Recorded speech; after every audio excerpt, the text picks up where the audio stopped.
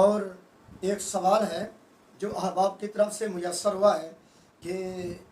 رخصتی اور شادی ہو جانے کے بعد بیوی اپنے ماں باپ کے گھر جب آئے وہ قصر نماز ادا کرے یا نماز مکمل ادا کرے، اور جو اس کا خامند سسرال میں آیا ہوا ہے اور یہ خامند نماز قصر کرے گا یا نماز مکمل ادا کرے گا۔ تو اب اس کے بارے میں مفصل جواب آپ سماعت فرمائیں تو انشاءاللہ العزیز آپ کو بہت بڑا فائدہ ہوگا، اس لیے کہ فقہا نے فرمایا کہ جب شادی ہونے کے بعد رخصتی ہو جانے کے بعد عورت جب اپنے خامند کے گھر میں چلی جاتی ہے تو پھر جب ہی 2 ماہ 3 ماہ 6 ماہ سال یا جو بھی رسم و رواج کے مطابق اپنے میکے ماں باپ کے گھر کی طرف آئے گی، تو کچھ فقہا فرماتے شرط یہ ہے کہ ماں باپ کے گھر سے اور خامند کے گھر تک یہ شرعی مسافت اگر بنتی ہو تو جب وہ عورت اپنے ماں باپ کے گھر میں آئے گی تو نماز مکمل ادا کرے گی۔ اور کچھ فقہا نے فرمایا کہ رخصتی ہو جانے کے بعد اب ماں باپ کے گھر کو اس نے ختم کر دیا ہے اور اب اس کا گھر جو ہے نا وہ مکمل طور پر خامد کا گھر بن چکا ہے، لہذا اب اگر ماں باپ کے گھر میں آئے گی تو نماز قصر ادا کرے گی، مسافر ہوگی۔ بہرحال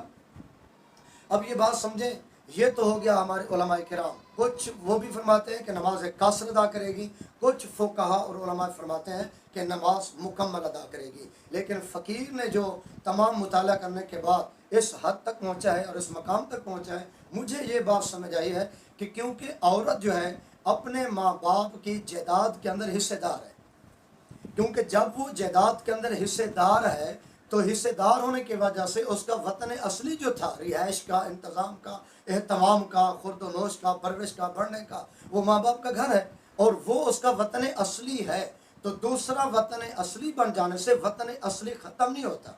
جب تک وہ سب کی سب جائیداد کو ختم نہ کر لیا جائے۔ ابھی وہ اپنے ماں باپ کی جائیداد کی وارث ہے اور جائیداد کے اندر حقدار ہے۔ جب وہ جائیداد کے اندر حقدار ہے تو وہ گویا کہ اس کا وطن اصلی ہے۔ جب وطن اصلی کے اندر آئے گی تو نماز مکمل ادا کرے گی۔ لہٰذا عورت جو مسافت شرعی فاصلے پر اس کا خامد کا گھر ہے، جب ملنے کے لیے میکے آئے گی تو اپنے ماں باپ کے گھر میں آئے گی تو گویا وہ اپنے وطن اصلی میں آئی ہے۔ وطن اصلی میں آنے کی وجہ سے کیا ہوگا، اب وہ نماز کو مکمل ادا کرے گی۔ باقی رہا اس کا شوہر،